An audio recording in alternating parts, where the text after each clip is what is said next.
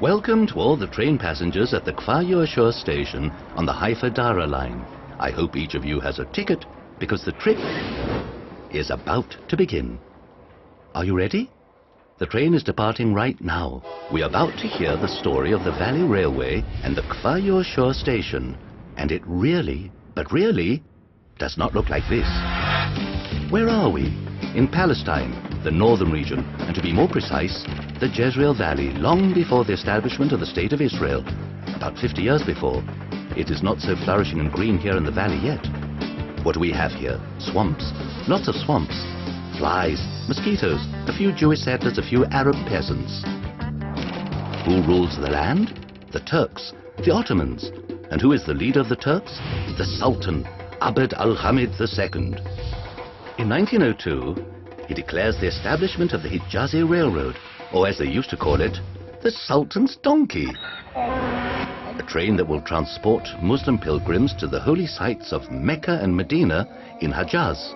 And this railroad will have a branch line that will start in Haifa and connect to the Hidjazi railway line in Syria. This branch line is the Valley Railway. The year is 1903. The establishment of the Valley Railway is underway. An elaborate construction of bridges, water towers, and even water wells.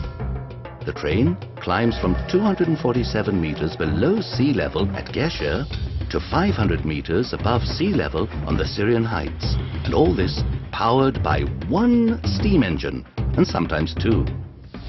9,500 Turkish soldiers and a number of camels under the command of the German engineer Heinrich August Meissner succeed in just 2 years in completing this marvel of engineering.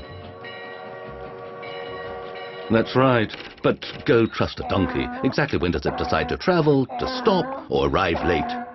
The Kfar Yehoshua station, which was then called Tel Shamam in Arabic, was built in 1904 and is the second largest station after Haifa. The First World War breaks out. Turkey and Germany fighting the Allies, who blockade the shores of the land. The Valley Railway suffers from a shortage of spare parts, equipment and coal, and is even cut off from the main line for a short time. The train would simply halt in the middle of its journey, and passengers would disembark to cut down trees for fuel. Sounds amusing, but entire forests were eradicated. But our railway survives in spite of everything. Our railway has a personality. It has character. The Hidjazi railway engineer, a fellow named Baruch Katinka, lashed a 160 horsepower aircraft engine to one of the carriages, loaded up the local platoon, and sped off at 60 miles an hour to Haifa for a little relaxation. Hey, excuse me, can we stop here? Hello? In 1918, the British win the war, and our railway passes into the hands of the mandatory government that rules the land. The British have a somewhat different policy and allow Yehoshua Henkin to buy up a great deal of land in the valley, including Kfar Yehoshua. The British purchase motorized railway carriages. The frequency of the trains increases, and they transport agricultural goods to the cities: vegetables, fruit, and mainly milk. In general, the valley flourishes. A succession of Jewish settlements springs up, and the railway contributes to the prosperity of the valley as an agricultural region. Hey, hold on a moment. Slow the train down. The Valley Railway trains were very, very slow. So, there you go.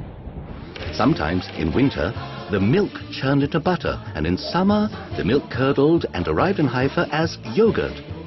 Climb aboard, there's plenty of room. Sorry, I'm in a hurry. So many babies. It is fabled that the pre-dawn horn blast of the approaching engine was so ear-splitting that it woke up the residents of the kibbutzim and moshavim long before it was time for work. So instead, they worked on enlarging the family. If you get my drift. In general, it was not only a train. It was the clock. Instead of telling time, they would go by before the train passed or after the train passed. The railway also provided jobs. The majority of workers were Arabs. So was it here at the Kfar Yehoshua train station, and they lived at the station. Here lived the Jewish station master, the Bombachi, who was in charge of the water pump, the rest of the artisans, the children, the wives, and their chickens. They all lived in the buildings spread out over the station yard. which created a sort of colorful and attractive enclave next to the Jewish settlement. The height of fun was to sneak onto the train without buying a ticket.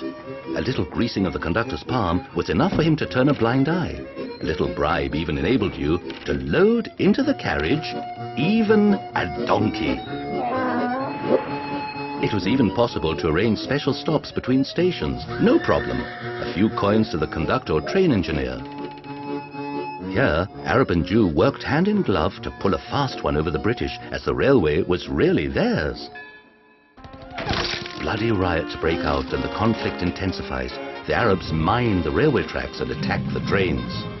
In response, the Jewish sentries participate in the activities of the railway police. They patrol the tracks and even build special carriages, joined back to back to enable travel in both directions. During the Second World War, the French army in Syria joins the Vichy government against the British, and the Valley Railway is again cut off from the Syrian and Transjordanian railway network. The Jewish settlement calls for a state. It fights the British using the railway. Jewish fighters sneak into the carriages at night and pinch shipments of British military equipment. The Palmach attacks 150 different points along the railway track, severely sabotages them and also blows up bridges. The War of Independence breaks out. There are victories and accomplishments, but also many fatalities.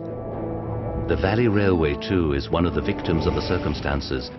During the war, the train stood eerily quiet and desolate. At the end of the war, the old lady of the valley passed into the hands of Israel Railways. Wounded and fractured, it lay dying on its tracks until, in 1954, the engines and carriages were dismantled and sold as scrap. Orphaned and forgotten, the Kfar Yehoshua station stood in the midst of the fields until the Society for the Preservation of Israel Heritage Sites sprang into action and, with Israel Railways and the Jezreel Valley Regional Council, renovated it to commemorate the honorable site of the Kfar Yehoshua railway station in the Jezreel Valley. An adventurous life Our Lady had, a life intertwined with the development and settlement in the valley and the establishment of the State of Israel. Perhaps one day the railway will renew its days of glory, the chimes of peace will awaken it. Perhaps that day is not far off. Ask Israel Railways, which has already invested a great deal in the planning and rejuvenation of the line that will enable the transport of passengers and cargo between Jordan and Haifa. After more than 100 years, the railway returns to the valley.